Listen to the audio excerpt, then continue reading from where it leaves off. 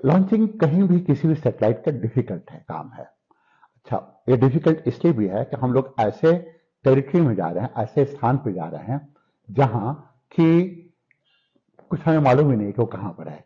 कोई ऐसा बिंदु नहीं है जिसके ऊपर जाना हमें, हम लोग ऐसे जगह पे जा रहे हैं। अब लॉन्चिंग के बाद हम लोग को दो बातों का ध्यान रखना पड़ेगा। पहली बात चली आती है कि सिर्फ लॉन्चिंग सक्सेसफुल होने से ही सारा काम नहीं हो जाता है।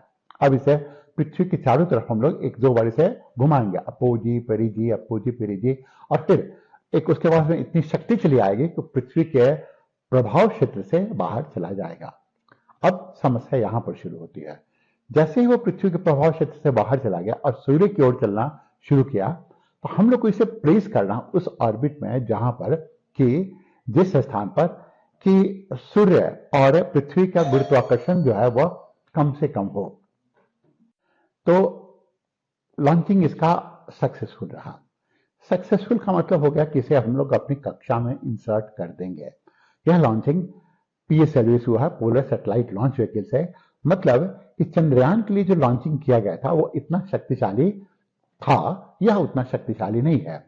जाहिर है इसका वजन भी अपेक्षाकृत कम है, 1500 किलोग्राम का है। लेकिन जिस समय इसकी संकल्पना ली गई थी 400 किलोग्राम का था, लेकिन इसको पेलोड डालते डालते डालते ये 1500 किलोग्राम, मतलब कि भारत में विद्यमान जो बहुत हावी एसयूवी होते हैं उसके बराबर का इसका वजन है।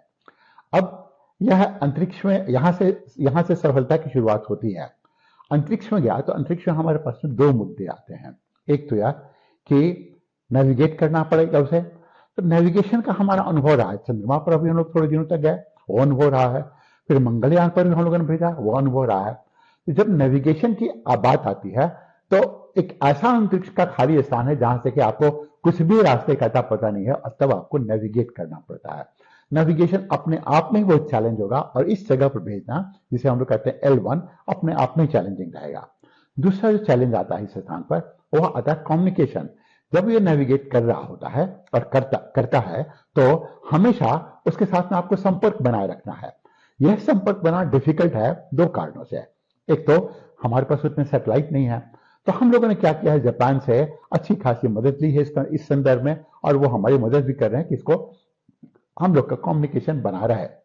अब ये दोनों चीजें चली आती हैं यहाँ पर, और कम्युनिकेशन करके हम लोग इसी कक्षा में अब इंसर्ट करेंगे। तो इंसर्ट जब करेंगे यहाँ पर तो वह L1 पॉइंट होगा। L1 पॉइंट का महत्व यही चला आता है कि उस स्थान पर जो ग्रेविटेशन फोर्स है और सैटेलाइट के सेंट्रीपिटल फोर्स है दोनों बैलेंस रह सकते, टंगा रह सकता है उस स्थान पर। अब मान लेते हैं इसे आपको सूचना कुछ मिले, तो सूचना क्या मिलती है कि चला गया और हम लोगों ने मान लिया कि उस स्थान पर है, तो 1440 यह फोटोग्राफ भेजेगा हर दिन। जो 14 से 40 फोटोग्राफ भेजेगा तो उसमें दो बातें महत्वपूर्ण हो जाती हैं। एक कि उसका तुरंत इंटरप्रिटेशन करना है, उसे डाउनलोड करना है, उसे इंटरप्रेट करना है।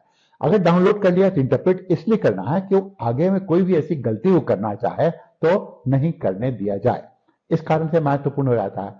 अब आप सोचिए कि 5 सालों तक इतने फोटोग्राफ वो लेकर भेजेगा, इसका इंटरप्रिटेशन ही सबसे महत्वपूर्ण होगा, क्योंकि इसके इंटरप्रिटेशन से ही हम लोग को जानकारी मिलेगी। और ये इस इंटरप्रिटेशन को हम लोग मूल रूप से, इसके पास 5 पेलोड है, लेकिन एक है suit, solar, ultraviolet, imaging telescope. यह है जो मुख्य काम करेगा वह अल्ट्रा वायलेट किरणों के सहारे पूरे सूर्य को मैप करने का। एक है दूसरा वीरियस है, यह क्या काम करेगा कि कोरोना के ऊपर में किसी तरह का एक ब्लॉकेज डाल देगा तो सूर्य नहीं दिखेगा। जब सूर्य नहीं दिखेगा तो इसके जैसे कि ग्रहण के समय होता है कि ग्रहण के समय अगर चंद्रमा बीच में आ गया पृथ्वी के तो सूर्य नहीं दिखता है, और अगर ये नहीं दिखेगा तो इसका कोरोना का अध्ययन किया जा सके।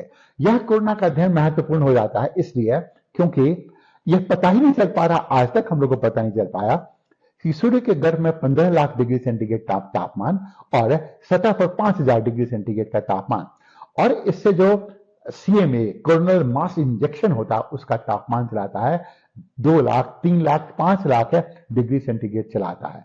तो यह अध्ययन करने में हम लोग को मदद मिलेगी।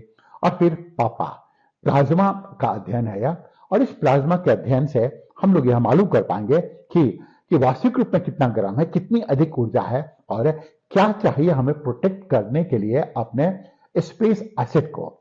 तो मूलतः अब यह काम करना शुरू करेगा स्पेस वेदर का, स्पेस के मौसम का, अंतरिक्ष के मौसम का।